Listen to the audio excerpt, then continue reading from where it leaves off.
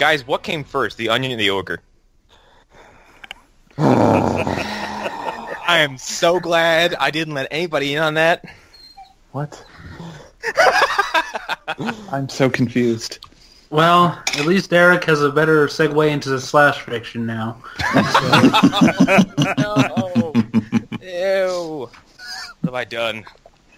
If I had any idea what you're talking about, I would start working on one right now. Oh, you all know what I'm talking about. You all know the Shrek labels, tags that I'm thinking of.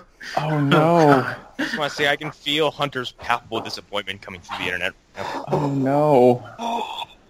There's even some places I won't go. Anyway, That's a dead meme. Episode. Yeah, Punisher. Ooh. Actually, I can't say that the last Punisher movie, I mean Punisher episode, because we have so much more Punisher content to burn through in the next few months. Yeah, we do. Fuck. Yeah. I can't wait. I love the Punisher. I can't wait, but fuck.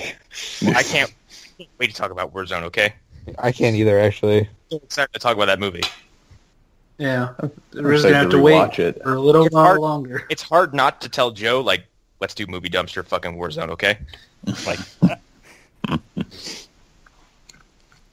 because we would have a blast at that movie, but so will we. So we'll do it first. Anyway, so we're covering the... I'm sorry, what episodes from... 9 through 13, I think. There we go. Yes. Those numbers. Yes. Yeah. Those are the numbers that we are looking for. Yes. That are a representation of the episodes that we're going to discuss. I know. One of them is called Front Towards Enemy. Yes. Yep. Like C4. Mm-hmm. Isn't it Claymore? Yeah, it's Claymore. It's not C4. Whatever. There's a very large difference between a large hunk of explosives and thousands of ball bearings that are launched at you via explosives. That reminds me of a very specific Punisher thing. I'm thinking of the exact same thing in Punisher Max. Well, it's also in the recent Thunderbolts run where he's fighting Madman and he straps a fucking claymore to his chest. Yeah.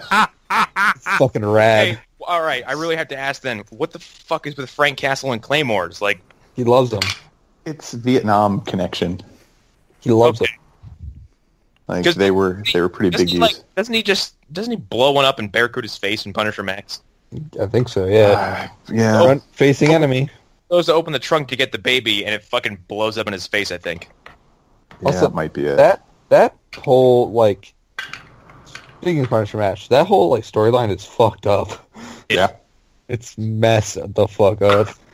Well, I mean, did any of you ever read the Jason Aaron run on it? It's actually the end of Frank Castle's run as the Punisher. Like, he dies. I read Punisher Max, what I thought was all kind of in one chunk, and that's the only section I just haven't found yet. Well, you probably just read most of the Ennis run. Yes, that's exactly what happened. I think I read going after him. Yeah, it kept going after him. Full disclosure, like, I downloaded it a long time ago. And it extra legally, okay? You know, in this day and age. It was. I think it was at least 5 years ago I did this too. And it took me about 2 years to read the whole thing. So when I say I read it in one chunk, it was over a very long period of time. Jesus Christ. Also, full disclosure, still haven't quite finished Court of Owls, okay? Oh, God. Okay, Wow. You're fired. That's like You're 12 off the issues. show now. It's Look, not that hard. I know it's No. not that hard, because clearly I'm reading... I just read bullshit straight through. There's no excuse I have to not finish this. Yeah, Yeah, there's no how- excuse. It's just that I took on a lot at once, and I was like, there's a lot of this. With the How in exception the of fuck? with the exception of the 5 issues where Snyder didn't write it, you have no excuse for not reading his entire Batman. Okay. No, Arlen is correct. Like, No, how I in the, know. I'm pretty how in the sure. fuck are you going to read a horsecock comic, but you're not going to read the Batman Snyder run? I'm pretty sure it was actually Capullo who missed more. Well, no, that's not what I'm saying. There are 5. I think it's 5 issues where Snyder isn't writing it. And it's James Tynion? Yeah, and there's one and it's a completely different writer's name I completely forget. God, this is like the fucking Best Friends episode when someone's like, "You didn't see Death Note" or whatever. Yeah. It's like Seven-Plate Arkham You Asylum. haven't seen Death Note? You haven't seen Death Note? But that one issue is the only one that's good, and it's a random writer who's never written Batman ever since. It's just a Of course one-off. It's the one where the guy's like a... What is it? He's like it's like Batman going after a serial killer, who like... What was this thing? I can't remember, but Batman gets him at the end by pretending to be an old woman. Was this pre or post? Was this pre or post Zero Year? This was right before Joker came back. Right before him. Okay, that love was that sentence. when I was love that. forced out of comics. I love that someone can say that out loud as a sentence and it's real. Yeah, Well, but Yeah, it completely because you know what's makes funny? sense. You know what's funny? It's not even the first time he's done that. No. He did it in Dark Yeah. Knight Returns. I was going to bring that up. Yeah. And if you watch the animated version of that movie, it's hysterical because he somehow shrinks to about 4 feet tall. All the way to this tiny old woman costume. This done cost $3.50 over at the other store. Wait a second, I want to go back to something Alan just said. What do you mean you were forced out of comics? What? Yeah, I kind of glossed over that weird sentence. What? Around that time, my local I was, when I say forced out, I mean Hurricane Sandy took away a large chunk of my collection. Okay. And, I see. and my local comic shop, where I did off the books work, and basically I just like his Diamond contact, his contact at Diamond, basically screwed him over, and ended up with the store closing down. Oh. That blows. Yeah. You're like a comic book fan myth. Yeah. By the way, for anybody who's wondering, that book, written by Jerry Dugan, art by Raphael Albuquerque. Jerry Duggan I just is assume it's writer of Albuquerque. Deadpool. Yeah. Yeah. And, the current writer of Guardians. This is And, a very, very comic-heavy episode. Yeah, but despite the fact that it is Jerry Dugan, it's like a very serious story. Again, it's about like a serial killer who go ahead. Sorry. who like buries his victims. I think he buries them alive in a cemetery. I can't remember. Jesus Christ. That's great. It's like it's a very realistic Batman story. And it's Oh, No, I know. I know not Jerry like that time Dugan. Joker cut his face off and just kept fucking putting on people's other people's faces. yeah. I know Jerry Dugan because he used to do a podcast with Brian Posehn where they were playing D&D. Oh shit. What? Yeah, I need to Okay, find the this name is- of it again. This is Isn't that as- the Dan Harmon podcast No, that he does? no. This is this way was- before that. Yeah, this was Oh, something okay. completely different. And they were also shortly, like I think, probably a little bit after Jerry Duggan wrote that Batman issue. Him and Brian Posehn were put on Deadpool, Yeah. and Yeah, Jerry something like that. Duggan Posehn was there. He left. Duggan's still going strong. Yeah. So, anyways, Punisher. So yeah, you took Yeah. the words right out of my mouth. I was like, this is about to become the most wanted episode because we're about to dive into like an hour-long talk about comic books if nobody stays the course. I don't know if I would have even said anything. I'd be like, okay, this is happening. All right, correct my nose. Well, let's talk about these. Let's just talk about Lewis, I guess. Yeah. And get him out of the way first. You mean the Rat Boy? Yeah. Yeah, the middle school mustache guy. Yeah. I got so tired of his mustache by the end of this.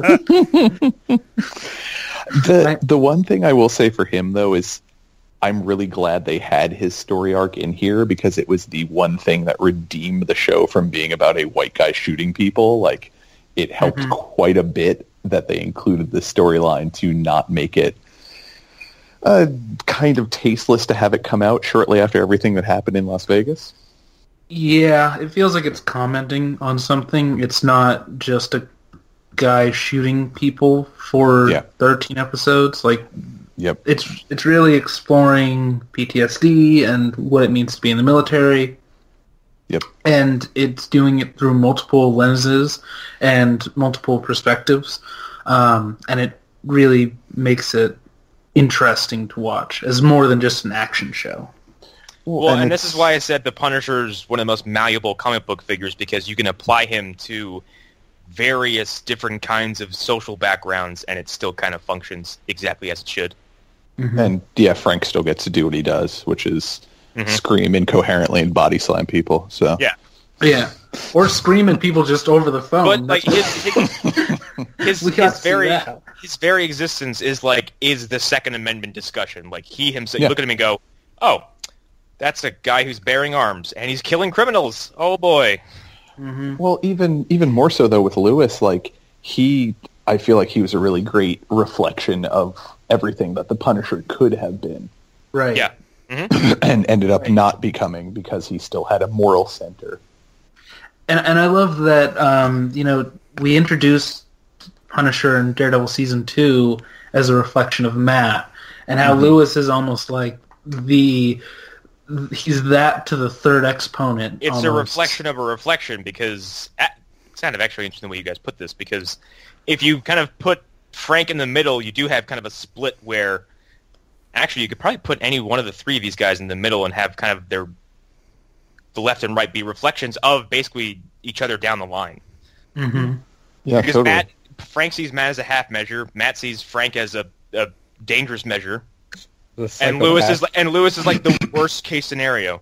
Yeah. Mm-hmm. Yeah. Yeah, so that's Lewis. Anywho, yeah. Yeah, no, Lewis, I at first I was kind of like, I didn't feel like the storyline was that great, but I feel like looking back, it's pretty interesting that this show decided to tackle that. Yeah. I think they kind of had to. I don't think there was any way they could do this show without having something like him in it. Yeah, it was Right. addressing the elephant in the room. Exactly. Yeah. And this is kind of why I think Jessica Jones worked well without having to have her punch people for 13 episodes, because the whole time you're like, ooh, this is a really, really strong allegory for rape and kind of abuse, manipulation, Yeah. all kinds. And once that dawns on you, you're like, oh, this is skeevy as fuck. Yeah. Yeah. And this is, and again, the PTSD stuff, it's just something that throughout the show I think that they've done a very good job of. And we really get a sense of how unhinged someone can become, but they don't treat it as an inevitability, because we get the sense that how am I forgetting his name? Guy within the leg. But he doesn't. He's not become this, killer, this crazed dog almost that Lewis is, and he clearly has some form of PTSD. Mm-hmm. So it doesn't do that thing of, well, anybody who has PTSD will become, a bad person. They will do damaging things. They display a range of things that can happen after somebody has been hurt in the way that these people have by their experiences. Well, with the guy with one leg, I hate the fact that I'm referring to him as that, but I can't remember the character's name. But I mean, it was showing that he realized. I'm guessing he realized what happened, so he spread it out to make it easier to deal with. While Lewis is completely stuck in his own head and making decisions unilaterally. He's not talking with anyone else before he makes these decisions. He just goes about it because he feels he's right and justified. And it goes back to the reflection of seeing, well, the Punisher is doing this, so I'm going to do it too. Mm-hmm. Yeah. And I do love that they really emphasize Lewis was inspired by Frank. Yep. And Lewis sees Frank as his hero. Yeah. And I love that they didn't skip over that or, suggest otherwise. It's really in that moment where Frank realizes that he's responsible for what other people do. That was a really good moment. And I don't know if we said it enough, but John Bernthal is great in the show. And he does a lot of good. His stuff with Lewis is really good. And the way he reacts to Lewis. He really loves grunting and heavy breathing, though. Yeah. Like, there's a minute of the show, it's just the two of them heavy breathing into phones at each other. Yep. God, that sounds like the worst phone sex line ever. It's so great. I can't really remember this episode completely, but I'm just envisioning or I'm hearing in my head just wheezily breathing would be the audio description of Lewis's breathing into the phone. And Frank's is heavy grunting or groaning. It's great. Yeah. And that's I would like if people reacted to Frank the way people react to Groot, where it's just Frank's going like, "Rah!" And he's like, look, no, I didn't bring you a sandwich, okay? I'm sorry, I forgot. Isn't this also the episode where Lewis beats the one guy pretty savagely with his prosthetic leg? Yeah. Oh my God, what is this? Which is such a dick move. This happened. What the fuck? Is this Mortal Kombat or something? Yeah, I guess. Yeah. One cheat, motherfucker. Like, Curtis had him dead to rights, and then he's just like toes for the leg, I guess. Yeah. Sweep the leg. Yeah, and then he knocked him down, and he started beating him with it. You're so a cream puff, Curtis. But yeah, that was a thing. And then he tied him up to the claymores. Fired him up to, I think, 3 of them. There might have been a 4th one I missed. But yeah, and then Frank comes in and finds him. And I like when Lewis calls them and he finds a phone inside Curtis's pocket, and he's like, "You're supposed to be dead," or whatever. Yeah. That was a really well done moment, I thought. Yeah, he eventually convinced him to tell him which wire, but didn't he also call the cops on him at that point? Yeah, I think he did. He's like, Yeah. I called the cops. Oh, I thought you would do that. Yeah. I love that Frank just, he knows everything everybody's going to do. He really is Marvel's Batman. Don't at me. Kind of. I'm not gonna say no to that. In a way, maybe. Certain aspects of him, let's put it that way. I mean, depends on what version. Yeah. Well, no, so what I mean is, so writers will write whatever version of Punisher they want depending on the given issue. So he ranges from being the best at everything period ever, to being, oh, I'm just a guy who kind of has some guns and I shoot my way out of things sometimes. And the same thing happens. Actually, you can actually kind of see that go on even during Max, which is very consistent. Yeah. But like, he'll go from having like to being tactical and smart enough to like shoot his way out of that fucking Russian military installation buried inside of a mountain underground, by himself, and like with one other person, I think a child. And like 2 issues later, he's like, "Oh crap, I forgot. What am I doing here?" Actually, I think like a couple issues after that is where the famous hamburger scene happens. Because the guy from the guy comes back from the very first Max storyline and pisses on his family's grave. Yes, it all comes back. It all comes back to that panel of Frank's hard ass hairline just fucking mugging the TV. That's an official part of Phantom Zone lore at this point. The Frank face? Yes. That's its new name from now on. The Frank face? Yeah, I'm into it. Yes. Oh, anyway. But yeah, we get Curtis's origin story also, kind of, which was disturbing to hear, but I thought it was really well done. We don't see anything, which was smart because they probably didn't have the budget to show it on screen. But no, it's just all... why am I doing bad with names today? Fuck. Wasn't just Frank and Curtis talking? In your defense... Yeah, Bernthal. Everybody in this show has a very, let's call it, boring name. Lewis. Yeah, but I forgot John Carl. Bernthal's name, and I regret that so much right now. Thad. Connor. Are you just going through like ass white guy names? Like Yes. Skyler. Brock. Oh my god. But anyways, John Bernthal, but it's just him like talking into the phone. Yeah. Again, like I don't think we said it enough. Bernthal's great in the show, and he really keeps the show afloat in a lot of places. And his performance is just so good. I wouldn't be into the show if it weren't for him, I don't think. Although I think these last few episodes really, they go out very strong. So Yeah, they definitely do. What do we all think of Agent Madani? She was good sometimes. Other times, I was kind of like, That is exactly how I feel. In terms of like Punisher cops who are like on the case of Frank, I feel like she's one of the weakest because like Here's my thing with this is not just her, it's kind of everybody who kind of, if you aren't a defender or someone who's like an immediate associate of the defenders, I kind of see you as expendable. Because Ben Urich's death ruined me, okay? Yeah. I was like, all right, I can't get attached to any of you now. Yeah. I came to really like Madani by the end of the show. I think the actress is great. Like, I think she's kind of awesome in that respect. I like the fact that she's kind of like, her tone is consistently very no nonsense. Mm-hmm.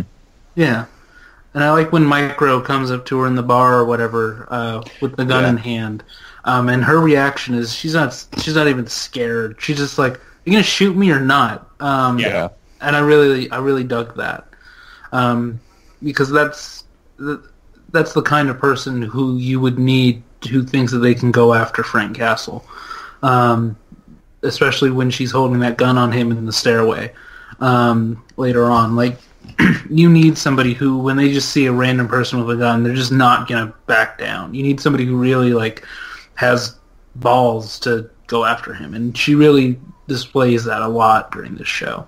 The fact that she's able to go up to her immediate boss in Homeland Security and just say, William Rollins is the problem, that says a lot for her character. So, yeah, no, I can definitely agree with that. Yeah, looking here, so the next episode one I actually really, really liked. It's the one that tells the 3 or 4 different perspectives of the story. Mm-hmm. This sort of Rashomon on the hotel. Yep. Yeah. I like that episode a lot. Yeah, I was pleasantly surprised. Yeah, I like the way it plays with time. Mm-hmm. I like how you don't really get the full story till the very end. You know what this reminded me of? Like CSI Vegas at its absolute best. When you're kind of being woven in and out of a story in different time periods. Okay. I can't say I've watched enough CSI Vegas to damn it! Or it's just watch CIA any CSI. So. Or watched any CSI Vegas. Oh man, I was kind of a sucker for that show. Yeah. If you watched any CSI, you watched CSI Vegas once again. Then I've never watched any CSI Vegas because I've never watched any CSI. So there you go. Really, that's surprising. More of a Law and Order guy, show. maybe. I was. I watched some of Vegas, the show with all those. God damn it. I don't know what that is. So that's a show starring James Caan? Yes, that's why I watched it. As the head of a casino. Okay, well, I mean, I understand. But I always thought that Vegas and CSI should have been on the same network, so they could have done crossovers. That would have been good. I would have actually watched CSI then. CSI was a good show. Yeah. It was on CBS. I'm not over 80. No. Here's the thing. So I buy that the first few seasons of CSI were probably pretty good. Okay, here's the thing. There's a drop-off point. There's a hard drop-off point. Right. I haven't really watched anything beyond the drop-off point. Yeah, there's a drop-off point in all shows, really. I mean, Law and Order had a drop-off point, and then it had a point where it went back up, and then back down. The drop-off point in CSI is when you're like, oh, everyone left. I don't care about Ted Danson I would have left. I would have stopped watching after the original Will Graham left the show. That's when I would just be like, "Fuck this shit. I'm done." Is that every murderer on that show cannot wait to jerk off? Well, except for the vampire lady in this one episode. Yeah. Jesus Christ. Only time they didn't find semen. Excuse me. It just bothers me. It bothers me. You can't wait. Except for this one lady who was killing joggers and then putting their blood in her morning smoothies. That was a storyline that they did. It scarred me as a child. Okay. Yeah, CSI is real fucked up. Yep. Wow. Real. Yeah, that's the thing that happened in CSI. Based off a town where Connor lives in. Jesus Christ. Okay. I'm just telling you. So, so yeah, the Rashomon episode of Punisher. Jesus Christ. Yeah. Like, I was shocked at just how much Lewis just was like, all right, I'm just going to start killing people now. Like, he shoots that guy through the keyhole or the peephole in his door, and then tries to let the parakeets go, which just seemed like a really odd thing for him to decide to do. Okay, He's I'm crazy. gonna kill this guy, but I'm not gonna kill his animals. No, he's crazy. Like, no, okay, so I was like, okay, what's this mean when I first watched it? But as you all know, I rewatch a lot of these right before we record. As I was watching it again, I was like, oh, I get it.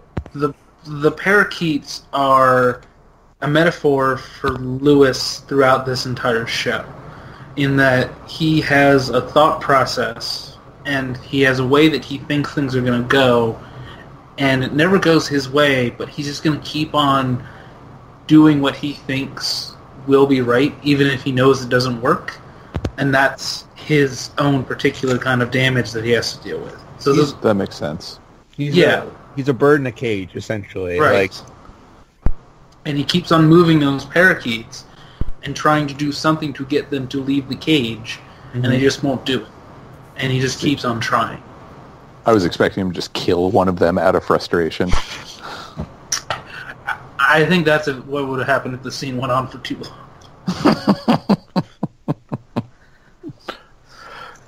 But yeah, I'm trying to remember what else happened in this. I mean, obviously Lewis bites it at the end, but the entire structure, like you were saying, the Rashomon structure, like I was not expecting that, because when my wife and I started watching this episode, we're like, wait, did we have a brownout or something with our internet, and we missed like 20 minutes, and then it goes into the senator's story about how heroic he was and how Frank and Lewis were working together, and then didn't it move on to Karen's story after that about how she basically called bullshit on what the senator said?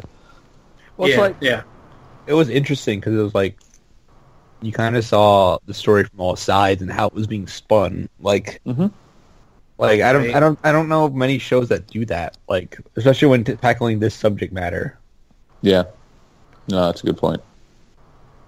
It's really kind of amazing when you think about like recent events and like you watch the news and you don't know, like, is this the truth? Like, you don't, like, you kind of have an idea what story. Actually, I can offer some first person perspective into this. Yeah. There are still people running around this city saying there was multiple shooters. Okay.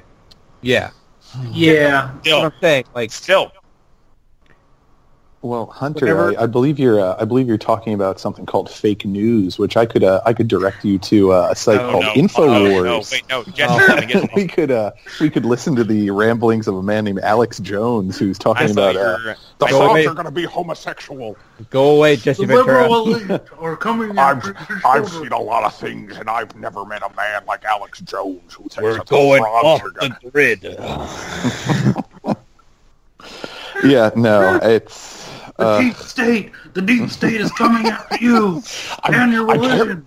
I can't remember my children's name because I was eating a big bowl of chili. Oh my god! I love red meat. Why chili? He loves.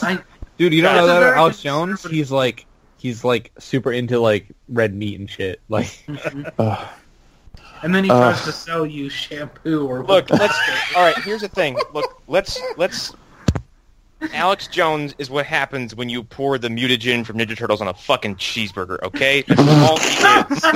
That's all he is, all right? I was going to say when He's you put a thumb into the fly transporter and it fucks up. That's just as good. Damn. Okay. Okay. Okay. So yeah, this is the episode where I'm like, okay, I get why they didn't air the show when they planned on doing it. Because they were just gonna drop it on a Wednesday. Oh God! Shoot. Oh God! Yeah, but they moved it forward, and I got to give them some respect for that. Because this episode, if you'd watched this right after, yeah. Yeah. I don't. This could sound super shitty, but I guess it kind of plays into the commentary of this show and this event. Like, I didn't feel anything because what the fuck? Sorry, Is someone playing Sonic the Hedgehog? No, I know what happened. I'm fixing it. Hold on. Sorry, guys. Is Sonic just breaking into This is a weird fucking episode. Oh, I hit X on my PS4 controller and it booted up Sonic Mania for some reason. God damn it. Damn you, PlayStation! That was the best interruption I've ever heard, though. Sega! I really was not expecting that. Sonic broke into Hunter's room and he's just whispering in his ear this whole time. Gotta go fast, Hunter. No, please go away. Like Sonic Dreams all over again. Fuck. Oh, because after the Vegas shooting, I watched the news and was like, there's been like 2 more incidents like this. And I didn't even have a reaction. And then I was watching this again. I was like, yeah, I don't feel anything. Because this happens all the goddamn time. Yeah. Oh, no, at this point, I don't have that moment of, really? It's not even that anymore. It's just, okay. Ugh. No, at this point, like, my hands go in the air. I'm like, oh, all right, this is normal now. Like, Yeah. Yeah, like, I mean, I think I said this on the show once, but, like, the days after Vegas, like, there was a big worry that a former employee at my work was going to come to work one day with Jesus guns. Christ. And it was a thing for, like, 2 weeks. We were, like, looking at everybody coming in and being like, is that him? Is that him? No, it's not him. So, like, that's crazy, because, like, one, like, it's not, like, as the shooting happened here, and, like, someone I used to work with at my other clinic, her clinic got held up at gunpoint at some point. And not going to say it, not going to give it details, but, like, a gun was drawn at my old clinic. Like, Funny story about that. I work in a bank now. I'm not going to, that's why I wish one. But I went to training one day, and, like, someone's branch got, like, robbed while they were at training. Like, if they had not been at training that day, yeah. they could have been... And actually, to further my situation, locationally, the store that I can walk to right now was robbed the other morning. Jesus. Yeah. Like, scary world out there. You don't know what's going to happen. Hey, you know, I was robbed at gunpoint on my front porch, so, you know. It's... Oh, fuck. That's the You would think worst. we wouldn't have these stories, seeing as our crime rate is the lowest it's ever been, but I guess that's just the world we live in now. I also, like, it's if I really want to dig deep, if I open, like, the Las Vegas news about, like, nightly crime, it'd be like, we'd be here all night just talking about one day. Yeah. Yeah. Right. Yeah. Hey, I'm not talking violent crime. I'm talking just, like, you know, anything, because it's Las Vegas, so it could really be any kind of... It could range from bizarre misdemeanors to someone dying. Yeah. And that's not even covering the sex workers. Meanwhile, in Punisherland. Yeah. Yes. Let's get back to the cheerier subjects. The hotel room that eventually Lewis gets his way into. Really good plan, I guess. I don't know. I don't know how to put it. My question is, where did he get those explosives he used on the door? Because those look like very specialized items that, He like, made someone them. like a... No. My assumption is he made them ahead of time, because we realize what we learned in the Curtis episode is that he clearly knows how to make explosives, I guess. But yeah, It's a fair question though to ask, like how he was able to put together something so specific. That looks like something that like a SWAT team would use for breaching. Like that doesn't look like something that someone, even with military training, would be able to make at home. True. Those did look like real, like professional. Because I believe that was det cord. Okay. And I don't think civilians are allowed to own det cord. I might be wrong about that. Yeah, why not? I have heard of people buying det cord and using it for like personal, like their own shooting ranges. Like you shoot at det cord just to watch it explode, just because. Billy from the Power Rangers movie had it. It's true. Okay, well, maybe he could. Maybe he did get a hold of det cord somehow. Then I don't know if he can. Maybe we need to keep an eye on Billy. I mean, Craigslist is worse than Mos Eisley, so yeah, I could see that happening. It's a hive of scum and villainy. Yeah, I'm trying to remember what else happened in this episode. Can't you tell how much we love the Punisher? Yeah, it's great. Here's the thing, and we have a previously established history of when we like something. Overall, the less we have to say about it because we're just kind of content. Yeah, like this wasn't. I think we all liked this show. I liked it. We might have loved it maybe a little bit, but it's not like it's because these shows we've kind of absorbed them all at once. We're like, yeah, it was good a week ago. Yeah, good point. Good point. Never mind, you can buy that cord. $4 per foot. Oh, Hell God. yeah. I know what I'm doing this weekend.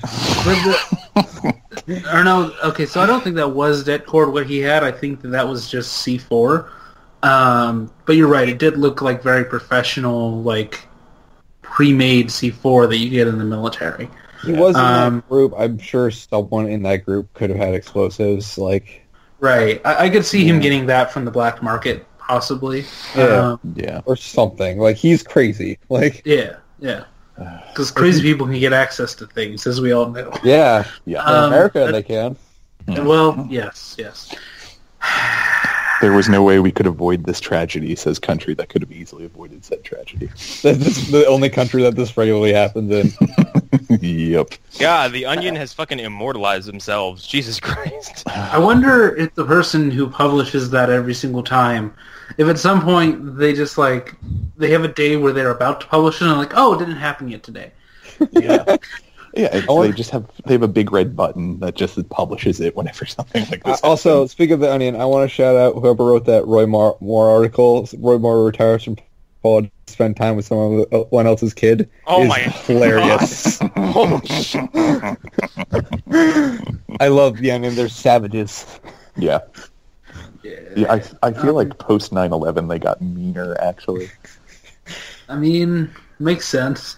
Yeah. But yeah, the hotel stuff, Frank gets into a fight with Billy's men after he stops Lewis, I think. Right?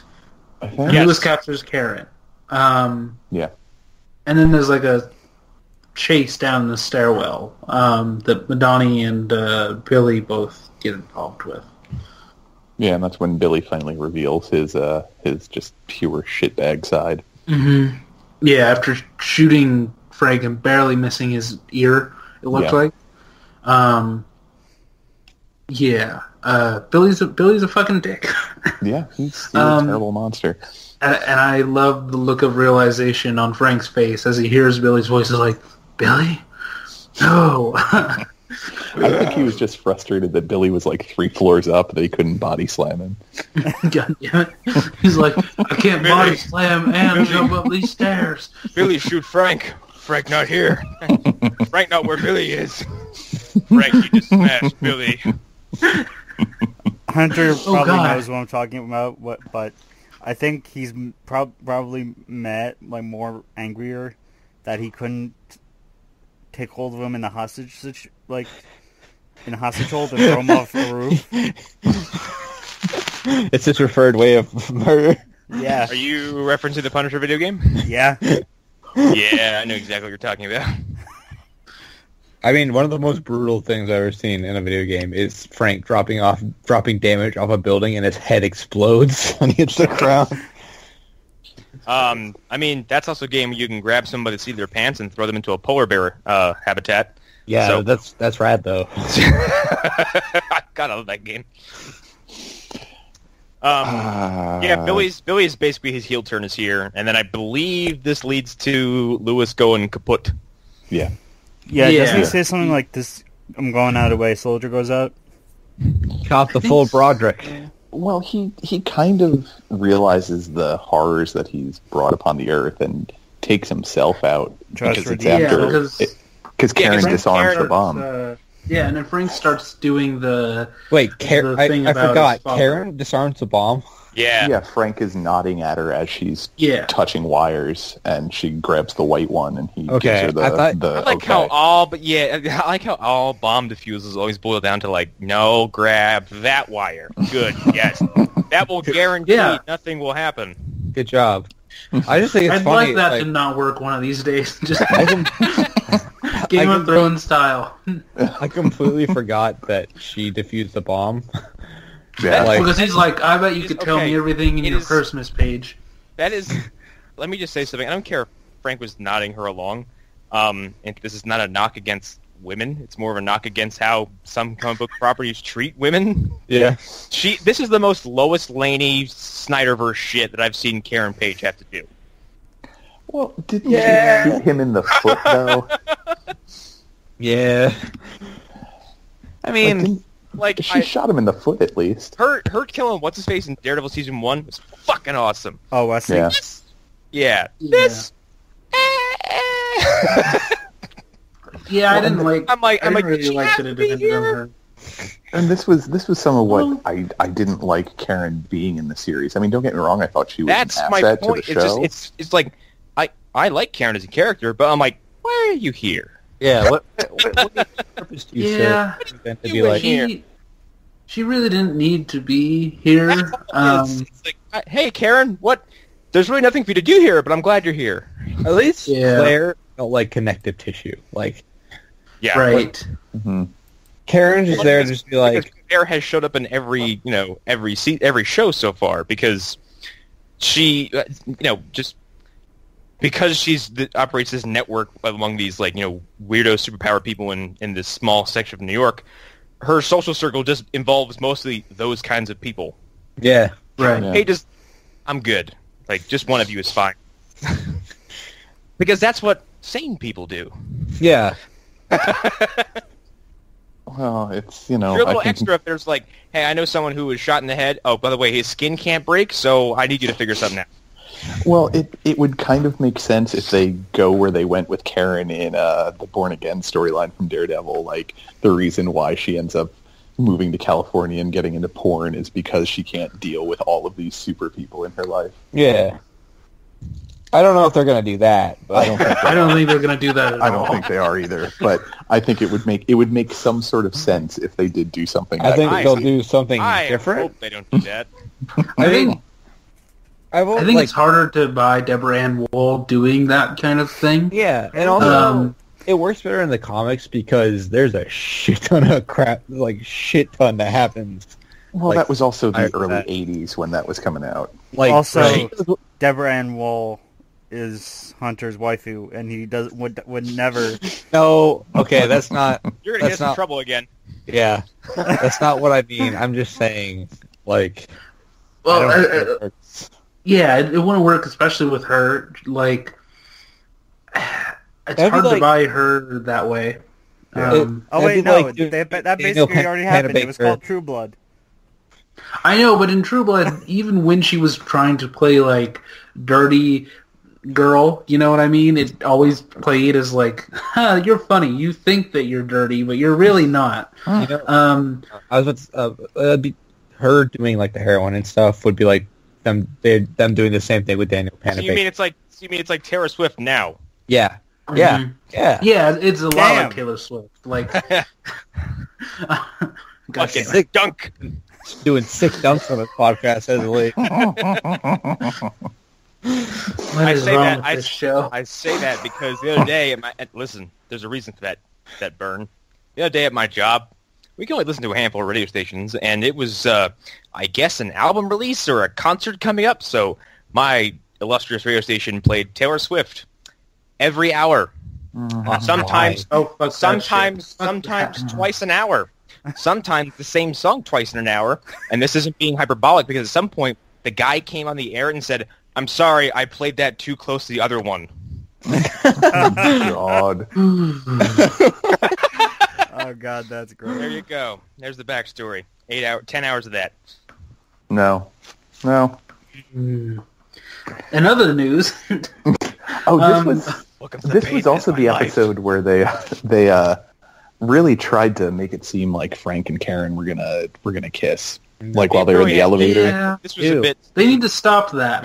They do. Say, they need to stop doing with that and Micro's wife. Like, stop that. You're better than this. Yeah, Michael's wife makes sense in a weird way, but like him and Karen Page just kind of skeeves me out a little bit. It skeeves me out also, a Frank lot. shouldn't have a girlfriend. No. Ever. He is he's the most broken person on earth. Like, Right. And I'm always going Like, to if bring he up wants to have Punisher Max. sex with somebody. Yes, Yeah. no, he does. In Punisher Max, a lot. a lot. Couple Because times. it's He'll with get the prostitutes. it's with that CIA agent who's like basically just like him. Yeah. And like, there's no love there. It's like want to fuck, and they both just do it like fucking animals. Right. Like, And it's very malicious and hateful. Like yes. it's Yeah. it's animalistic, and that's really Yeah, Well, it's that's what they exactly want it. to do in the show in the future. That's okay, fine. But he doesn't need a girlfriend. And like this will they won't they thing is really, really boring. Yeah. That's Matt's waifu. Leave her alone. But then actually no, in the comics that character does actually die, and Frank has an emotional reaction to it, which is really interesting. Yeah. Yeah. That kind of kickstarts the entire Barracuda saga because Barracuda steps over a line he really shouldn't have. Yeah. Oh boy. It's really bad. It's rough to read. It's good, Yeah. but it's rough to read. Yeah. But Hotel ends. Okay, so can we talk about Brett and how much I hated him in this episode? He was really annoying. He's not the same character as he was in Daredevil, I thought. I didn't get what he was doing here to be this, like, dickhead cop who kept, like, questioning what was going on. I mean, it's his job, but the way he was doing it was so... He has felt out kind of of been, character. he has kind of transformed since Daredevil season 1 from a guy who's like he's going to be kind of like I wasn't going to say a Jim Gordon character, but like he's going to be like one of those characters who helps but officially isn't helping. He thinks he is, but he's not. But that's like, but I feel like as of even Daredevil season 2, he got a little more hard ass, Right. and he's even more so here. But you got the idea at the end of season 2 that he understood that vigilantes are sometimes useful. Yes. As he was watching a building of ninjas fight a man in a red devil suit. Yeah. Yeah, life in New York is weird.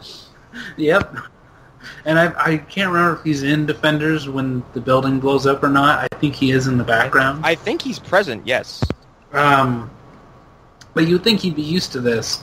And I understand in The Punisher, he never got too close to Frank. He never got any experiences with Frank other than arresting him. I think the difference is Frank's a bit too real to kind of have the same reaction to a building full of ninjas. Yeah. Right. Yeah.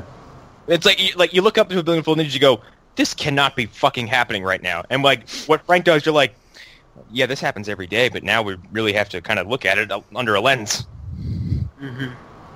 Yeah. So, And I would think he would trust Karen a little bit more, but whatever, But I do like the last line of this episode is hers. And I like that do you really think Frank Castle would not have thought about a way to get out of this way ahead of time? And it's just, the music starts playing and he's on a zip line. Which was really good. And he die hard his way out of the elevator. Yeah. So, but this episode was good. I don't know. Any other thoughts on it? I guess. do you want to move a little faster pace to the last few? Because I think we've been going for a little over an hour now. Yeah. Jesus. Do it. Oh fuck. Yeah. Alan, the have you next been recording? No. God fucking damn it. Are you fucking kidding me? No. Oh you- God. Fucking kidding me right now? I thought you were recording, Al. God fucking damn. Wow. No, I'm so impressed by this. I'm not even mad. Oh wait, no, I am recording. I'm gonna fucking kill you. I'm gonna fucking murder you. Oh, goddamn, I love you, man. I'm going to fly to New York, and I'm going to murder you. That was a little peek behind the scenes there, everybody. No, this is gonna get cut out, and it's gonna be put at the beginning of the episode. I love this so much. Oh, God damn it. Oh my god. I was under the impression I didn't have to record anymore. We're so hilariously amateur sometimes. Okay, Alan. Do you remember the conversation we had where I said, I want 2 people recording every episode just in case?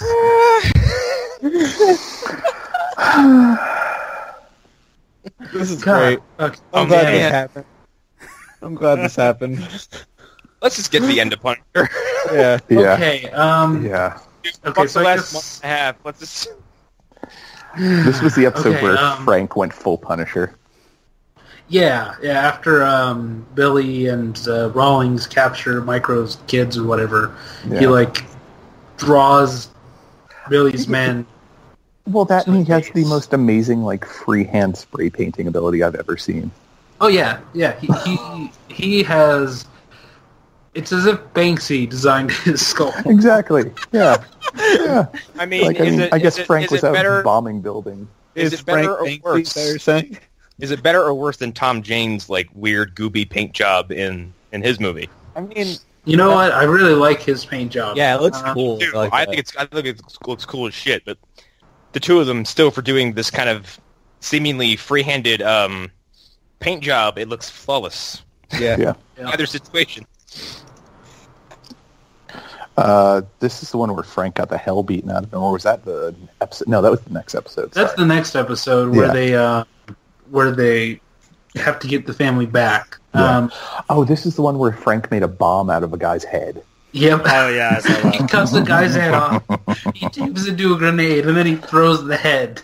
And Yes. they all just slowly go towards the head. They pick it up, boom. I love Yeah. that. That's a thing you can say. Yeah, I mean, it was pretty much this episode was just an excuse to have Frank go like what you've all been waiting for since the first episode. This whole show feels like a prologue almost. Like it's just him building up to what he's gonna be. Like Yeah, then that's my big Yeah. problem with it. I mean, yeah. Like I'm still Well, on one end, bothered it by kinda- the fact he doesn't wear the skull most of the Yeah. show. Yeah. It's really only for one episode because he doesn't really wear the skull even in the finale. Unless I mean, I'm hey, we kidding. didn't get Daredevil in the red suit until the last episode of season 1.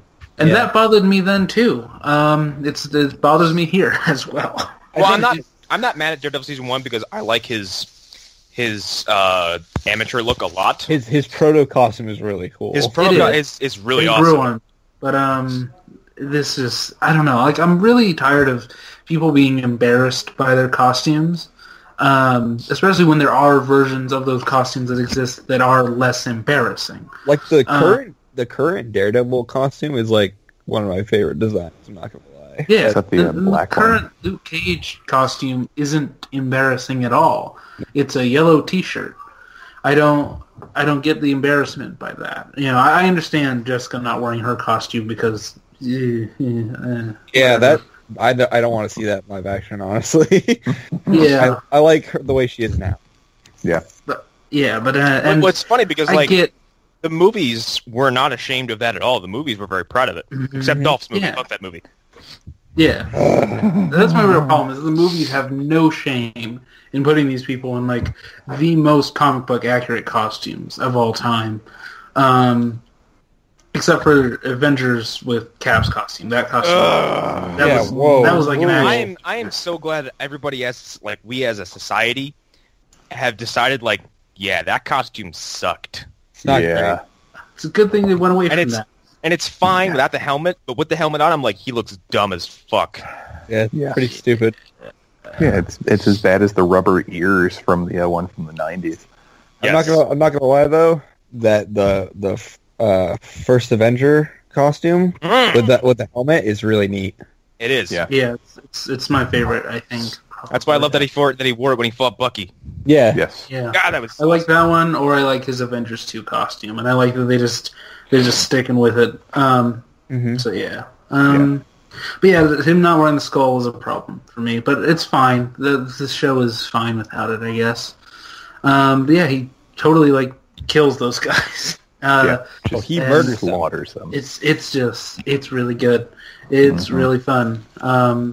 So yeah, that's good. And then they have to get the family back, and the trade-off scene is great because they tied attach gasoline canisters to the back of Micro's wife and kid. and they're just holding flares, and they're like, do anything, try to change the plan in any way, and we'll light these people on fire. Which felt perfect. It was so in tone with this show, and with what I know of the Punisher comics. Well, so and that's the thing. I was surprised to see that because that seems like something that would come from the comics, but I don't remember ever seeing anything like that in any of the Punisher runs. Right. It's just so it fits so well, but it's original, so it makes it even better. It's you get the sense that whoever wrote this episode gets the tone of the source material really well. Yeah. And this is clearly the thing that they've thought about. If they ever wrote an issue, this is something that they would put in. So yeah, that was a good moment, and it really stood out to me. Oh, and that was also when Billy was up in the perch with the. From what I'm not any type of ballistics or gunsmith, but I think the type of sniper rifle he was using was the type that they used to shoot out engine blocks. Sniper rifles with that particular type of barrel to it are very, very powerful. So when Micro got shot, even with a bulletproof vest on, I was like, no, his chest would have collapsed. He'd be dead. He'd be dead. Mm-hmm. Yeah, that's a good point. Yeah. But that was something that was shocking. Kind of, I was like, did they just kill Micro? But I didn't really buy it. Yet, I guess not yet. And Frank has to when he does if it ever happens. Yeah. I think that's pretty much it for that episode. At least the big point we wanted to get to was just... Well, the second half is him torturing Frank, or not. It's not. It's pre-torture. Yeah. It's preparation for the real torture. And it's really It's just foreplay. Frank. Yeah. It's a lot of Frank I'm gonna kill you, but I'm gonna kill you, Billy. I'm gonna kill you both. So yeah, that stuff is good, but it's a lot of just the two of them together, and their scenes are really good. But it's a lot of waiting for Rollins to show up in the 12th episode, sort of. Yeah. God, what was it? How did the 12th episode even begin? I don't remember. God, this is terrible. This is stunning podcasting, everybody. Yeah. Especially the part where I got called out. We're basically at we're basically at episode 12, aren't we? Yeah, we are. But episode 11 introduces the wife flashbacks, which come throughout episode 12. Which I thought were a really great touch. Didn't this have to do with testifying against Rollins? Oh wait, episode 11 is when Rollins is torturing him. That's right. Oh, it is? Yeah, episode 11 is, and then so Micro. No, I'm on. Oh yeah. You're right. I'm rewatching it. I forgot what episode I was on. So episode 12 is when they go for the kids, and episode 12 is when Rollins starts to torture him, and he eventually reverses it and gets on top of Rollins and just starts beating his head in gruesomely. Doesn't he push his eyes in with his thumbs? Yeah. Yes. And then he just keeps on going. That is in any situation fucking hard to watch. Yep. Mm-hmm. In 28 Days Later when fucking Jim does that final soldier and he's screaming like a child, I'm like, stop it. Well, and this is what I feel like Frank's wanted to do the whole time, because he's just getting to scream incoherently and just turn this guy into pulp. He just turns him into red mist. And this follows Rollins beating on him like unendingly for 10 minutes. He's just repeatedly punching him over and over and over again. Well, that was where I really like the wife flashbacks. That he'd hit him and then it would suddenly flash to Frank dancing with his wife or in bed together with her. Oh my God! It was just like the video game. Yeah, it was. I had a family. Flashback. I was a good soldier. Well, and I love that Micro set up that live stream. Also, that was a nice added thing. Well, and just the fact that Frank was pretty much ready to quit, when his wife was like, now it's time, you've got a choice to make, and he decides to go back to kill him, and then he goes back under again, which, seemingly he's going to die, and his wife isn't there anymore, and then he wakes up to Micro over him. Oh, God. Yeah. Yeah. So good. His work wife is over him as he wakes up. I love it so much. Yeah. But the thing with the wife, I don't know what it reminded me of. I think it reminded me of a Batman comic. Because there's what is it? Is it a Batman comic where he keeps on seeing? I want to say he keeps on seeing the Joker. But that doesn't seem right. I mean, you're thinking of what slash books you read. You could be thinking of Arkham City. Oh, that's right. He's punching Freeze. He punches him so many times he starts seeing Joker's face on Freeze's body and hits him harder. You're right. Oh yeah, that's right. Yeah. Yeah. God, I forgot about that. It's also he had the Joker blood in him, so he was starting to lose control. Yeah. No, that makes sense. Yeah, this also reminded me of Creed when he takes the near KO punch, and basically every major turning point in the movie plays in his head, and he kind of loved the way he got back up. He gets back up like a ghost just to go for his body. Yeah, and the last thing he sees before he does that is his dad fighting. Yep. So Yeah. That's such a good moment. Goddamn good movie. I'm gonna have to watch it after this. You and someone else from Phantom Zone both discovered, basically, he discovered it, and you seem to be rediscovering it the same week. Yeah, it was just, I had the day off yesterday, and I was just like, I'm going to watch this, because I haven't seen it in forever. And it was, in both instances, my Spider-Man trailer was directly referenced. Oh, totally. Yeah. Oh, yeah, I saw that on post also.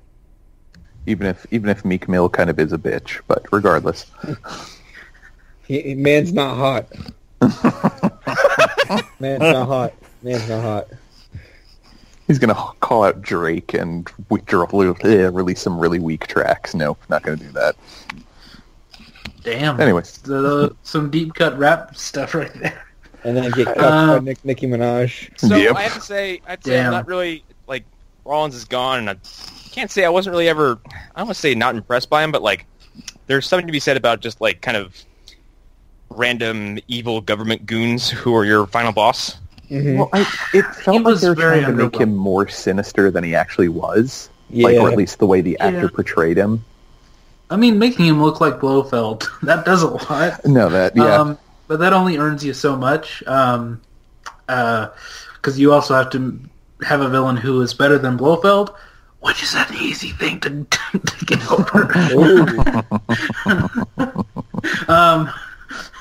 That's a really easy thing to do, and you didn't do it, as far as I'm concerned. Which makes me think they should have gone with the other possibility for this first season, which is Frank versus Fisk. But whatever, they'll save that for another season. That's going to be interesting. Yeah, I could see that being Defender season 2 at some point. I could see that being how Vincent D'Onofrio leaves this universe. Yeah. No, totally. Frank doesn't kill Fisk. He puts Fisk away. I don't see him killing Fisk ever. At all. Even am I crazy, or did I read something where he was coming back for Daredevil season 30? He is. And everybody keeps on saying they're going to do what's it called? Born Again. Born Again. I don't think they will. Well, I think they'll do pieces of it. The place that he woke up in heavily kind of insinuates that they are. Like, Watch them fucking flashpoint it. honestly, I would not mind if they didn't do it, but like I'm okay with them just borrowing from it. Well, I mean, Yeah. I hope they do the storyline where he gets that bitch in extreme armor, and Hell and yeah. then he has to claim he's dead, or he makes a deal with a demon and ends up being a different man. I don't remember. Then he wears a black suit. Yeah, And would be becomes like- the head of the hand. Yeah, because that no, was that's the thing red. that happened. That's No. the Brubaker run. Yeah, Daredevil more- got real weird. No more Yeah. hand, please. No, but Daredevil is the head of the gonna hand. happen. Doesn't that make you excited? No, no more. It's The it's hand is gonna possibly happen. the worst thing that's been introduced lately. Here's the thing. I liked the hand for the most part. I It's like just- the hand as a concept, but then like the execution is like, I don't know. There's gonna be one ninja is cool. When I'm watching one person job out 50 ninjas, the allure is gone. No, okay, so Yeah. I agree with you. The henchmen aren't cool, but every single person who has been a leader of the hand, I have liked, with the exception of Nobu too. The See, leaders I of the think- hand I have all think been the hand- fine. I think the hand was more impressive when I didn't know as much about them. But by defenders, I'm like, none of you matter. Like one of you kills the other, and then the other just like fall in line. It doesn't matter. Like What if? none of you are Yes. interesting except Madame What? Gao. What if? From out I of mean, I nowhere, thought out of a Rakuto corner, was came Harold Meacham. God fucking damn it. No, You just had to bring up the fucking Meachums, didn't you? No. Congratulations, you just made the hand worse. I hate this. I hate everything about this. I don't know. I The personally only would time thought. I disliked the hand was in Iron Fist. The rest of the time, except for when it is, like you said, with the henchmen ninjas, that got boring very quickly. Man, Iron Fist dragged down everything it touched. God, it was so bad. God, God, it Still- was I so still bad. so maintain- mad about it. I still maintain the hand would have been more interesting if the henchmen would have turned to dust when they got defeated, like they do in the comics. Right. Then Or you they were would've- just all vampires. You know what I Then Well, want to they that- shoot happen? them. You know what I want to happen in Daredevil season 3? For him to fight the foot. No, I want him to walk by a sewer drain, and then you just see eyes. Oh God, no! God. You're a monster. Yes. Give it But to me. the eyes are holding a red balloon. Yeah, and then the Ninja Turtles come out and beat the shit out of Pennywise. Yeah. Oh God, This is our sewer, bitch. Hunter, you just made a T-shirt, and it's gonna sell very well. Actually, on Public. I think I've seen that artwork elsewhere before, though. Yeah, there's a little web comic floating around. Yeah. I'm working on a 4-story, a 6-issue miniseries. Damn it. Well, it's funny because I've got a slash fiction that involves it and Okay, the back to turtles. Punisher. God fucking damn it! I love this. This is great. I hate this. Michelangelo was tied up in his web. No, no. Oh, it wasn't a web, but it was sticky and white. God, like God fucking damn it! I have a slash fiction. I have a slash fiction is like the equivalent to I hate sand now. It just It's coarse and it gets everywhere. stop. Oh my God! Can we Oh God. can we jump to Frank and Billy the carousel? Yeah. Please. Might as well. Yeah, because the episode 13, it's a lot of big build a up. Billy boy. It's like, oh, Billy's That was like trying tiny. to attack Curtis or whatever, and then that turns into nothing before their final Although fight. Madani Yeah. fakes her way out and takes a fucking bullet in the head. Yeah. Fucking And that's where I Rick. was like, Urict. Never, don't get too close. Yeah. You proved me right. And then Like she- Game of Thrones, you can never pick a favorite character. Yeah, it's I have a coworker who just started that show. She's like, "Yeah, I'm on season 1." I'm like, "Oh man, you're gonna be in for a hard Hey, time." you're gonna start crying very soon. Yeah, Madani takes a bullet in the head, and that's when it happens. Frank grabs Billy Russo Yeah. and beats him like I've never seen. Oh. The only thing worse than this is Glenn from The Walking Dead. Okay, Oh, that It ends is with gruesome. him being Frank doesn't One- just beat the shit out of him. He takes him and he's scraping him across a no Frank wins the fight. and then keeps going. Before the mirror stuff happens. Like, this is all... I can't even call it fatality because like fatalities usually have an ending. This went on. It in real time. It's not that long, but like the slow, just smash, pick up, taunt, smash, pick up, taunt, smash, drag, scrape, push him back in, and this dude's arms are just limp, and he's not defending himself. Oh, he lost that fight hard. Yeah. Yeah, but it's Billy got handled. Yeah. Yes, he did.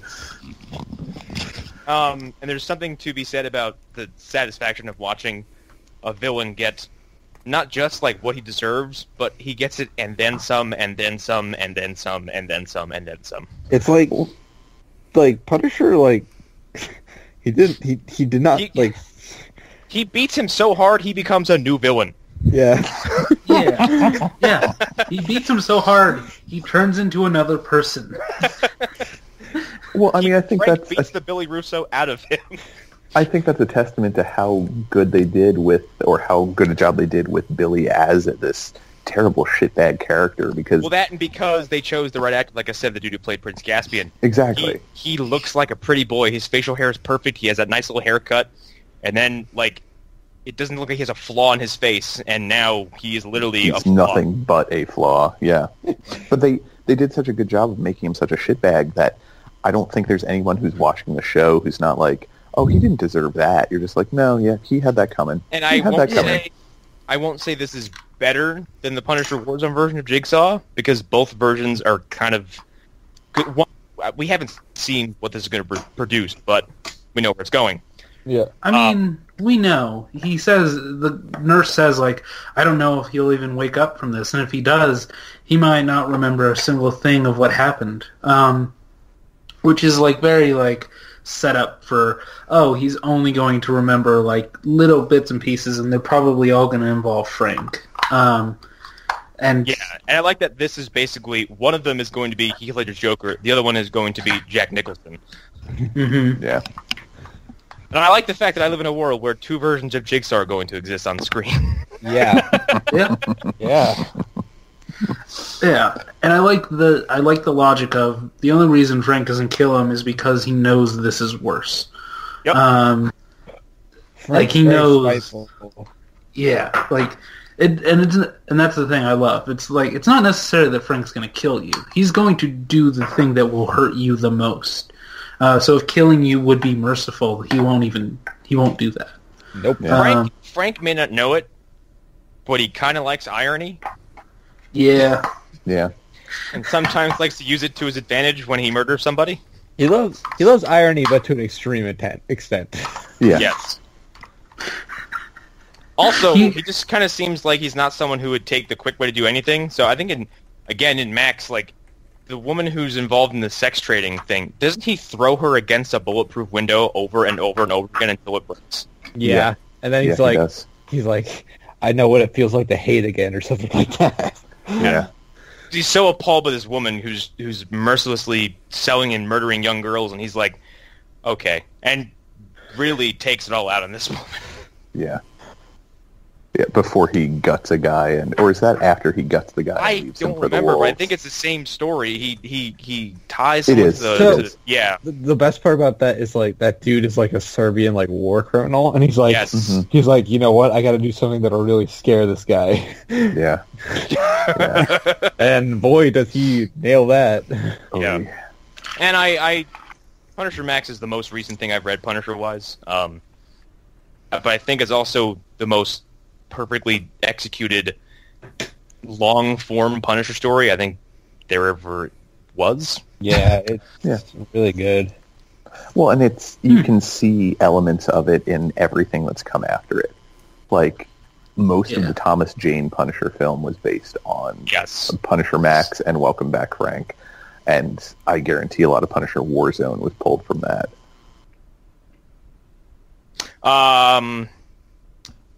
Warzone did feature probably the oldest looking Frank Castle we've ever had.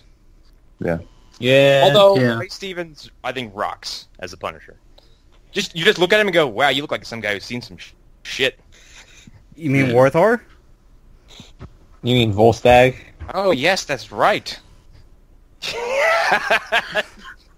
You mean Australian security guy from the film The Other Guys? He's in Thor Ragnarok for like 8 seconds. He gets jobbed out. Yes, he does. Him and Zachary Yeah. Levi get jobs. He's out in quickly. He's in for 2 seconds less than Zachary Levi. Rip. Yeah, what the fuck? Hey, this guy's gonna be Shazam. Shazam. Yeah, let's why kill him. That's why he died. Yeah. I don't feel bad spoiling that. It's been a few months. So yeah, I mean, like the stand-up moment in this episode easily is Frank beating Russo to near death. Yep. Yeah. Also, the end of the series has a kind of interesting step into the next season because Frank's criminal history is erased. Yeah. Well, even further than that, though, Frank goes to one of the veterans meetings. Yes. And is talking about everything, which is very not Frank Castle to me. Which means it's all going to come crumbling down. Oh yeah, definitely. Probably. Definitely. Like, next season will open with that veterans meeting, like, getting slaughtered. Someone's going to firebomb it. Hey, that veterans meeting is going to be the restaurant shop explosion from Punisher Max. Yeah. Yeah, I can exactly see what that. I can see Or that. Curtis, or it's just Curtis who dies, which, Yeah. that's gonna That mess would be enough. That would be If I was in that support meeting and someone was like, "Dude, that's Frank Castle," I'd be like, "I'm moving. enough. Yeah. Yeah. Something bad is going to happen here." I hear New Jersey's nice. Oh no! Somebody else grabs you, puts you back down, and goes, "No, you don't want to go there." Oklahoma. But having his criminal history erased seems about as wise as putting him in a suit of armor made of guns. Yeah, no, that's Well, cool though. I still think It's not that's that his awesome. criminal history is erased. Frank Castle is still a wanted man. It's just his second identity is clean, so he can still go incognito and be Pete Castiglione, and maybe move to LA and fight the Howling Exactly. Commandos. Yeah, and meet Moon Knight. Finally. Exactly. Come on. Yeah. Do Sure, it. Mark. Can I do just it. say how stupid this fucking Punisher being War Machine thing is? I like it. Good. We haven't gotten Alan's take on this, so actually Fucking- I do want to hear this. Fucking Yeah. triggered. It's... You have a character who uses fucking guns. Now he's gonna be... What the fuck? Okay, here's the thing. I agree with you to an extent, in that it's post Civil War II stupidity. It seems like because Fucking it's overkill. like no, it's not even overkill. Think about this: if I am somebody with authority in the Marvel universe, anybody doesn't matter, and someone comes to me and says, "Hey, you know Frank Castle? Yeah, the guy who's killed like thousands of people. Yeah, we're gonna give him War Machine's suit." You, Yeah, why not? as a person of authority, would go, "Get out of my face! You're fired! I never want to see you again." This feels like The thing is, Matt Rosenberg is writing this shit. Fucking... yeah. This feels like Dark Reign stuff, like But, like- when Osborn was running Hammer But, or like- whatever. like- This is the kind of thing that would happen then. Here's the thing. I think Punisher only is benefited when more stupidity is added. Like, I mean, I hated No, the that's fucking you- That's the how you fucking get. angels and demons shit. Was Look, that's stupid. how you get Frank and Castle. Okay, like that's. That was okay. Yeah. I like that because of the Legion of Monsters. Or whatever. I knew Hunter would be like, "Well, hold on, I like that though." I just really like the Legion of Monsters. Okay, leave me alone. But putting a War Machine suit on Frank Castle seems wildly irresponsible. It's like giving Hulk claws to a Hulk clone. Yeah, yeah. But- Wait, what? It's like Putting- giving Hulk claws to a Hulk. sorry, clone? a Wolverine claws to a Hulk clone. Or it's like giving I wanna see Thaddeus Hulk Ross claws now. Hulk powers. So yeah. Or It's like claws. giving Hulk's Hulk. This is all Dark Reign all over again. I'm just Claw. pointing that out. Like this I learned is, something about Claw this is the other same day. thing. How Claw is like supposedly like the Hulk's sadness and depression, and I was like, "Fuck off." What a fucking low rent Bizarro version character that is. Claw. And then I see on Facebook, I'm just from Hunter Davenport. I'm just ever since I heard of Claw, I've been giggling at work recently. I think my coworkers think I'm crazy. They probably do. Especially after listening to this. So yeah, that was Punisher. Yeah. Pretty much. We did, contrary to how our attention spans have been going. We did like this show. Yeah, it's great. Yeah, it was quite good. Yeah. It was better as it went on. I will say I want that, more sure. of this, and it's it's growing pains as we've been calling stuff.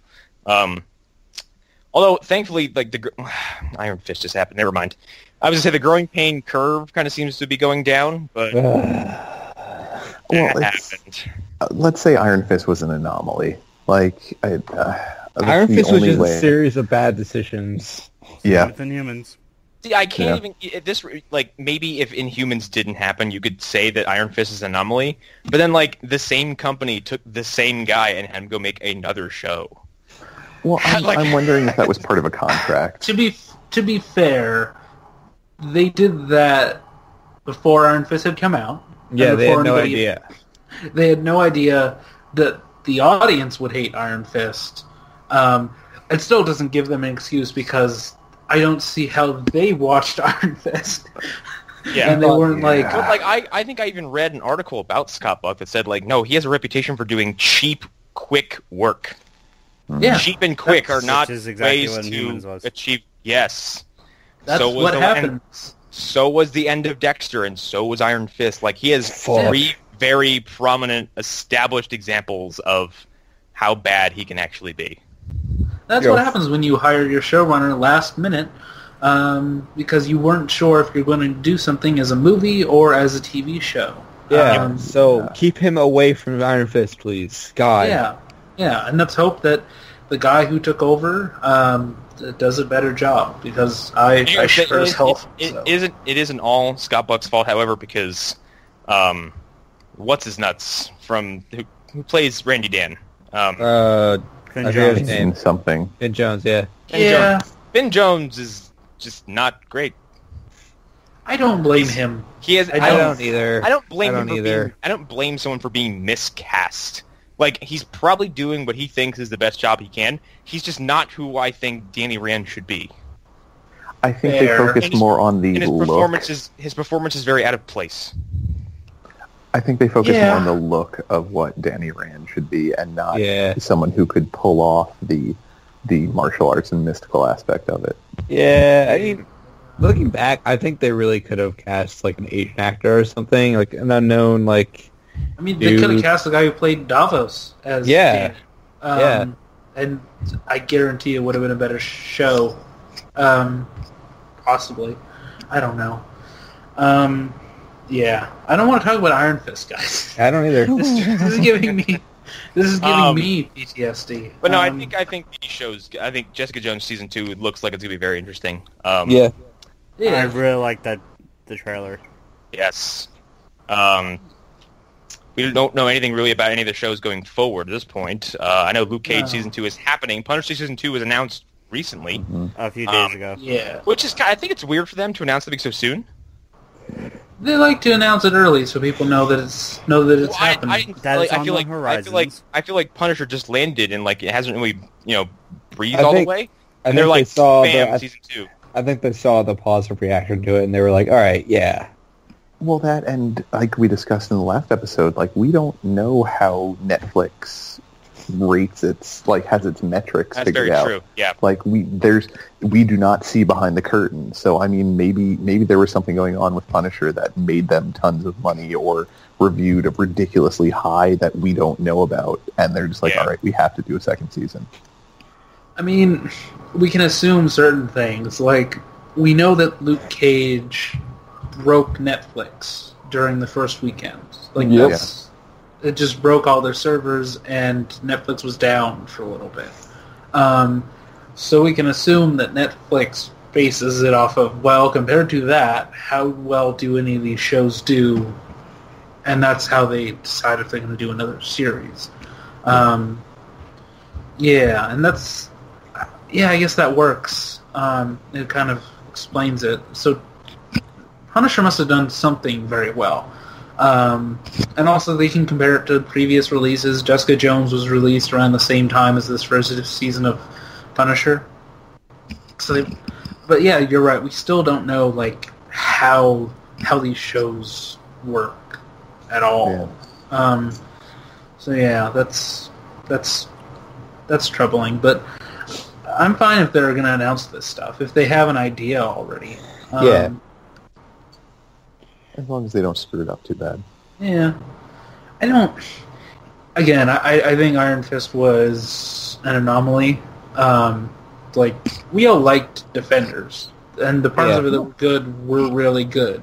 Well, and I think Defenders worked really well with Danny because they played off of how much people dislike the show. Yes, my favorite parts of that show were Luke Cage consistently calling Danny on his bullshit.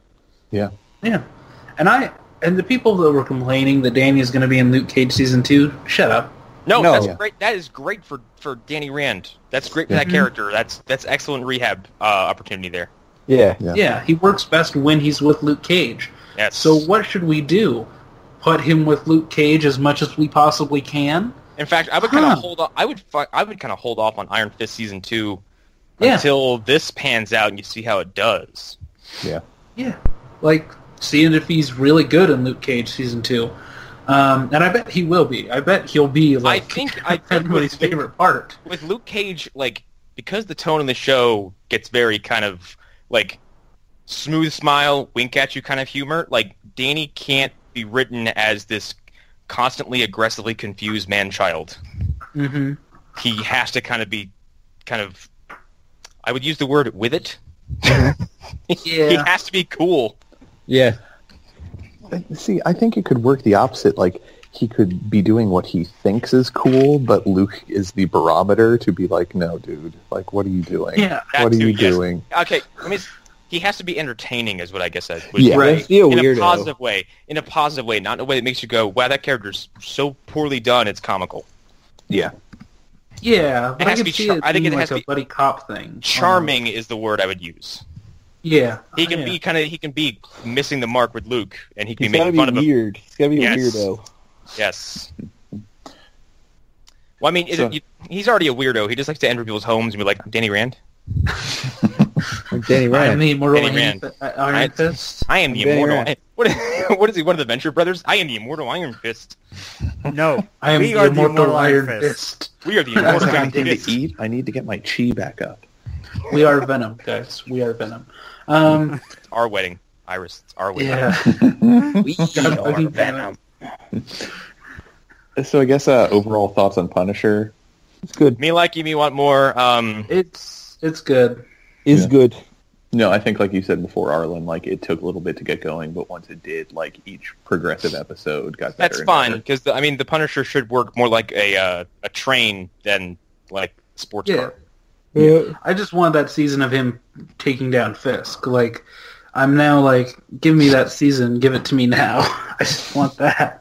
But Yeah. I do want the season that during the Fisk prison episodes, I want the season of Frank just taking down everybody, because that sounds great to me. And I prefer that. Like, I like that first scene in the first episode where he just shows up behind that mob guy like Jason. Like, that was the best part of those first 4 episodes for me. So I kind of want him like taking down mob guys, and I'm tired of us retelling his origin because we didn't really need it. I don't want to call it. It hasn't been Batman yet. I mean, you To the never. point where it's like, please never show me He's the up there, though. ever again. He is up there because we've seen his origin. And yes, the At Dolph movie counts. It's Yeah. 4 times now. Yeah, Also- at least they don't show the moment that it happens. You know what I mean? Like, Yeah, but also, so here's the thing.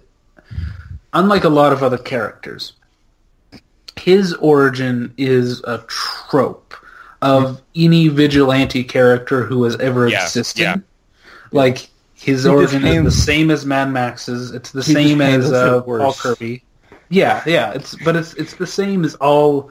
Like, it's not like a thing where it's like Batman, where he's the only guy where both of his parents died that we really know of. I know that there are others, but when you think rich guy whose parents both died, you think Batman. You don't think of any other character first. Yeah. Maybe Superman. Well, he didn't know those people. True. If we're being honest. True. But still, like, he's a character who both of his parents died. Yeah. Frank he's part of this cliche of white guy, criminals, pick on him for some reason, and his the family. Death Wish fantasy. Yeah. Yeah. It's the same thing. It comes from the same place. So even if we've only seen 3 versions of Frank, we've seen that same story before. Yeah. It's nowhere near as tone deaf as Death Wish, though, however. Well, it was in the comics. Later writers went into it a little bit further, just showing that Frank was a broken man before he even came home. Like he was the Punisher before he, quote unquote, became the Punisher. Yeah, you're running out of time, Frank. You're running out of time. Yeah. But so yeah, I guess I'm in for later seasons because I do like the way Frank is written in this show, despite any problems I might have with it. As I usually say when we kind of wrap up one of these things and we look to the future, I don't care what it is, honestly. The more the merrier. At least the more options I'll have. Yeah. Mm-hmm. Will I watch Cloak and Dagger? Probably not. But hey, it's happening. There's a fucking Cloak and Dagger show in 2018. Runaways is on, and I love the comic, but I haven't watched a single episode. There are 2 X-Men shows that have currently aired in 2017. Yeah, and I completely forgot about New Warriors. Oh God, what? I forgot about New Warriors. Oh yeah, Warriors. It has Squirrel Girl in it. Oh, does it have they're doing Nightcrasher? that. I think so. Yes, it does. It has. I'll read off the list right now because I have it in front of me. Squirrel Girl, Mr. Immortal, Night Thrasher, Speedball, Microbe, and DEBRII. Wait, they are doubling down on Microbe. Yep. Wow. They're doubling down on Speedball. Speedball. They're doing this and they're getting rid of Legion. If what? They're not getting rid of Legion. Legion is still on. Okay. It's just not airing immediately. You took the oxygen out of my lungs with that sentence. I was about to reach through the screen and strangle you, Alan. Okay, no, I thought I'd read that the showrunner of Legion said he wanted to take his time with the next season. So That's fine. Yeah. Also, he has to do Fargo at the same time. Exactly. If taking time means both of those shows come out and they are both at their highest possible quality, I'm fine with that. I'm not fine with Game of Thrones taking that long, but that's because by the time the next season comes out, I won't remember a fucking thing about the previous one. Yeah. They're 28 to 2018, and they're like, never mind, 2020. And I think recently they're like, maybe 2020. Here's what I'll say. Those last 6 episodes better be fucking good. They better be fucking amazing. Yeah. Because, yeah. But, Legion can take as much time as it wants to come Yes. in. If it's the same quality as that first season, I will wait until they decide that we're worthy of seeing. And I'm aware we're getting. I'm not saying we're approaching the point soon, but I think we should start to worry about saturation. And I think people outside of this community and this fan base are probably laughing at that statement. Start to worry. You should have been worrying a while ago, but I don't feel that way.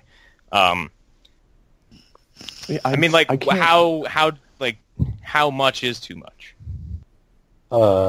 Give me all of it. Well, that's the thing, though. There's a rubber band effect because for every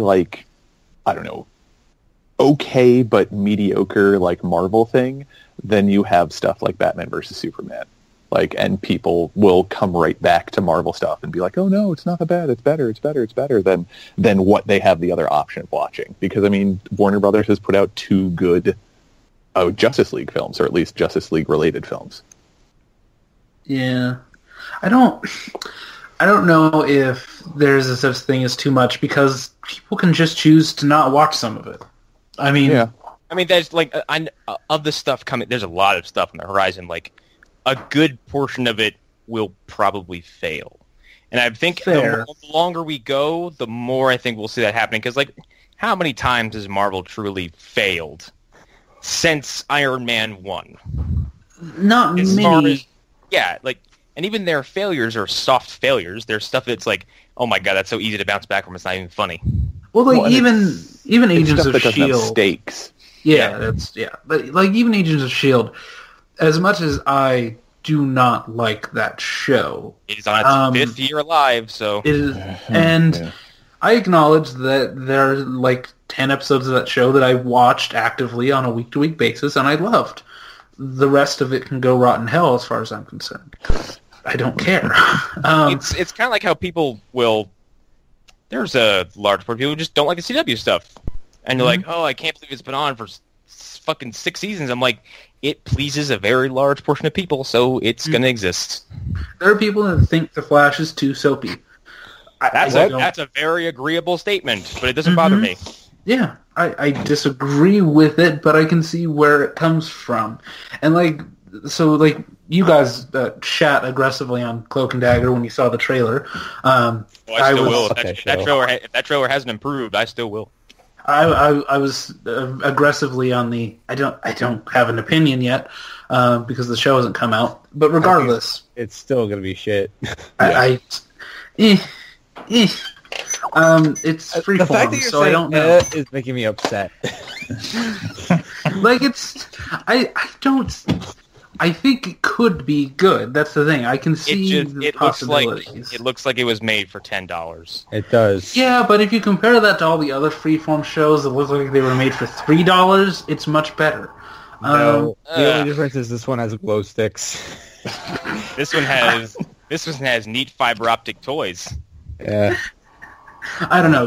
I'm not going to be completely against this until I see an episode of it, and I can't wait for Cloak to never use his powers ever. No. Here's the thing. I feel like he will use his powers. I think he'll use his powers more than Daredevil has been in his costume. I really do. I sure hope so. Here's what I think is going to happen. He'll use his powers once, and then they'll first episode. They will do the equivalent of shaving Medusa's head bald for the Inhumans. God damn it! And they'll just find a convenient way to remove that power for a majority of the show and not have to use it. First episode will be the first big show of his power. I could not believe when I was kind of checking in and out of Inhumans just to make sure like my suspicions were warranted, and they were. And I'm like, and it was like Medusa was bald by like episode 2 or 3. I was like, are you fucking kidding me? Are you you lazy bastards? Yeah. Why bother? I don't know. The Marvel TV, as far as I'm concerned, they've only had one failure ever, and that's Inhumans. Like Iron Fist, take that, it's a mixed bag. Yeah, fuck that. Fuck no, Ike so like hard. Iron Fist. Because remember when we were reviewing Iron Fist, and I actually lit up about like that 4-episode chunk towards the. Yeah. It was like the middle and the end kind of episodes. Yeah, there are good episodes in there. That show like came alive for a few episodes and then just died. It sort of died at the end, and Connor didn't even actually finish the show. Still haven't finished Iron Fist Season 1. Episode 13 is a complete mystery to me. I'm so jealous of you. In Connor's head, the show ends with Colleen and Danny running down the street, which is actually the best ending for the show. Yeah, I think that's where it should have just ended. Because then when in Defenders, when they're coming back in a helicopter, I'm like, oh, they came back from running from the cops or whatever. Cool. Yeah, like that actually works. Here's the thing. It's just flat out straight denial. If anybody hasn't seen Iron Fist yet, start from episode 5 and end at 12. That's a good show right there. That's not a bad show. You get a little mystery, then you get a solid, good episodes. There's cool fight sequences, and then it just ends. Mm-hmm. Yeah. Hey, you get Harold Meacham becoming a serial killer, or is it? Oh Ward? My God! No, you get what? What is that actor's name? Fuck. Ward, but he's the guy who played the neo-Nazi in Banshee. No, I'm not talking about him. I'm talking about his dad. He was in 300. He's Boromir's brother. Yes. Boromir. The long stretch of him waking up out of the mud and just like wandering around New York City. Now that I've seen Twin Peaks Season 3, I appreciate that entire stretch so much more. It's hysterical. What about him going crazy on his... when he beats his death over ice cream. Over the ice cream. So, yes. You don't like the ice cream that I got you? I mean, it's like... Apparently it's a terrible thing to only like vanilla. Mm-hmm. I know most people would agree with you. David Wenham, that's his name. David. Yes. He's a that guy. He's one of my favorite that guys, though. I think he's great at everything he does. Yeah. He's a good guy. He's not bad. He's a good guy. I like him a lot. He's the only one who bothered to show up that 300 sequel that nobody watched. I am so angry thinking about an Iron Fist right now. God damn it. But yeah, New Warriors could be good. This is probably the most thing to talk about Iron Fist since Iron Fist happened. Could be. What station or what television group? I think it's NBC. Okay. It's on. It's Isn't it well, on NBC? It's being produced by ABC. Oh, that's fine. I'm not seeing where it's airing though. What? Let's see. I mean, wait, which show? New Warriors. I'm not seeing where it's actually airing. Yeah, but that's because it was gonna be on Freeform. Then it got, or I think some other channel, and then they didn't pick it up, and now they're shopping it around. It'll probably end up on the Disney streaming service. Hell yeah. Hulu? Looks like so. ABC has their own version of CBS All Access. So if I had to guess, that's where it's going to be. If I had to guess, I don't know.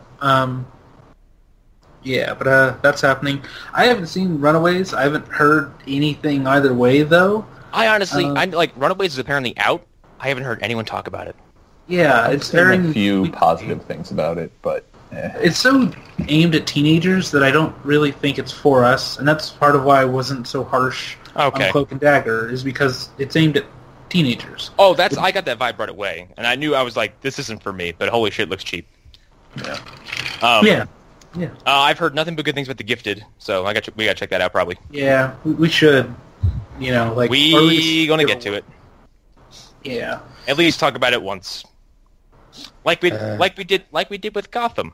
All right, so we've been going for 2 hours, so I don't think there's any news stories. There is not. No, I mean other than the antitrust investigations have started with Fox and Disney acquisition.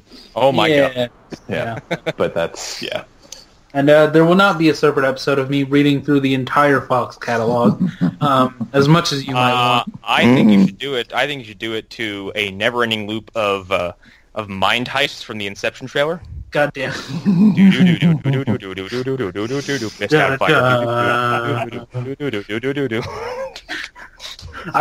know what? I might just do that. And I'll come up with... No, you guys should come up with weird fake sequel titles, and I'll just say them. I like this idea a lot.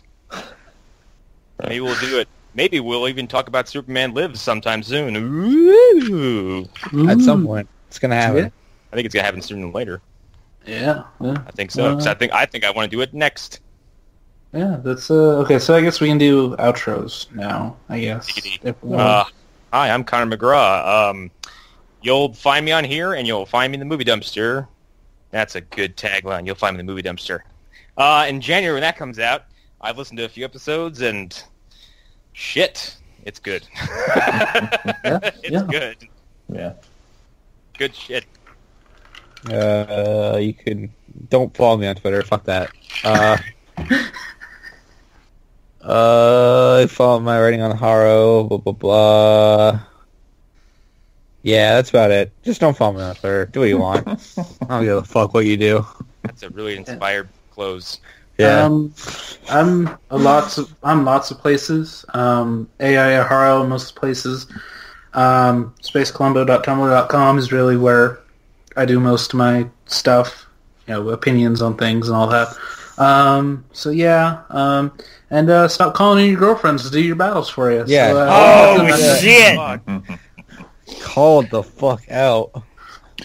You know who you are if you're still listening to this. God damn. I'm not going to say that you should unsubscribe because No, we need some unsubscribe. subscribers. No, Okay. so I'm going to issue the same. Well, this isn't going to be as harsh, but I'm going to issue the same thing I issued to Nazis a few weeks ago. Unsubscribe subscribe and then please die. That's my preference. Also, leave a 5-star review. Yeah. But then, please die or no longer have internet access ever. Yeah. Shuffle off Yeah. this mortal coil. Well, with net neutrality, I want to say Well- that we here at Fan Zone do not condone you killing yourself. But oh fuck, We they can do- get we back do at us with condone- that. we But if do you take condone. Aggie Pie out with you, we might not say anything. It's all right. He got So- doxxed. He's not far long for this world. But if a tragedy along the lines of a Rube Goldberg device ended up taking you out, then it's not our fault. I think we can end this very dark close here. Wait, I have something to pen. Oh yeah, go ahead. So, by the time this is up, Video Game Hour episode 27 will probably be up. Turns out I actually, after we recorded it, I forgot about it because Hunter never sent me the fucking artwork. Oh yeah. Whoops. That's awesome. We have a lost episode already. That's so cool. That's the most Hunter thing. It's, Hunter did. I like. It's also an Alan thing where he's like, I don't have the artwork. I guess this episode doesn't exist. yeah. So, it's, I've uploaded it to, Like it totally didn't need it. it's totally up on archive, and I'm just waiting for the artwork so I can put Listen, I like how I'll get Alan held an episode hostage. listen. I'll get to the artwork when it's not 12:15 a.m. in the morning.